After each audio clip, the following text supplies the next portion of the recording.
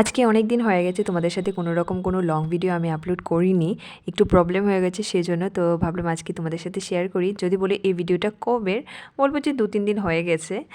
তো এতদিন শেয়ার করতে পারিনি, তো ভাবলাম আজকে শেয়ার করি। তো আজকে সকালে ঘুম থেকে উঠেই চলে গেছিলাম ছাদে। তো এখানে ঠাম্মি আমায় প্রসাদ দিয়ে দিয়েছে, তো প্রসাদ খেয়ে আমি চলে গেলাম দোকানে, বিকজ আমার রুমের অনেক জিনিস শেষ হয়ে গেছে, তো সেই জিনিসগুলো আনতে গেছিলাম। তো দোকান থেকে এসে এখানে আমি রান্না চাপিয়ে দিয়েছি।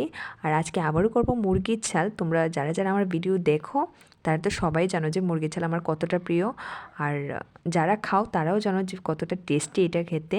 তো রেসিপি আমি বলবো না, কিন্তু রান্নাটা একটু শেয়ার করার চেষ্টা করি আমি মাঝে মাঝে। তোমরা তো জানোই রান্নাতে কী কী দিতে হয়। আমি এত কিছু জানি না, তারপরেও যতটা জানি ততটাই তোমাদের সাথে শেয়ার করি। তো এখানে তোমাদের সাথে কথা বলতে বলতে কিন্তু আমার রান্না মোটামুটি হয়ে গেছে। এখানে গরম জল দিয়ে দিয়েছি, যারা পারো ঠান্ডা জলও দিতে পারো। আমি তোমাদেরকে কিছু শেখাচ্ছি না, জাস্ট আমি যেইভাবে করি সেটাই শুধু বলছি। তো এখানে গরম মশলা দিয়ে আমি তরকারিটা নামিয়ে নেব এখন। দেখতে কেমন হয়েছে প্লিজ কমেন্ট করে জানিও। আর আজকে রান্নাটা একটু অন্যরকমভাবে করেছি, কারণ এখানে আমি সয়াবিন দিয়েছি।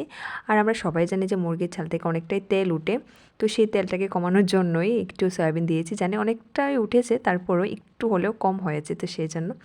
তো কথা বলতে বলতে এখানে আমি খেতেও বসে পড়েছি। আমার কাছে তরকারিটা ভীষণই টেস্টি হয়েছে, ভীষণই ভালো লাগে খেতে, তো সেজন্য আমি 2-3 দিন পরপরই খাওয়ার চেষ্টা করি। তো তোমাদের কেমন লেগেছে প্লিজ কমেন্ট করে জানিও। তো আজকে এই পর্যন্ত, টাটা।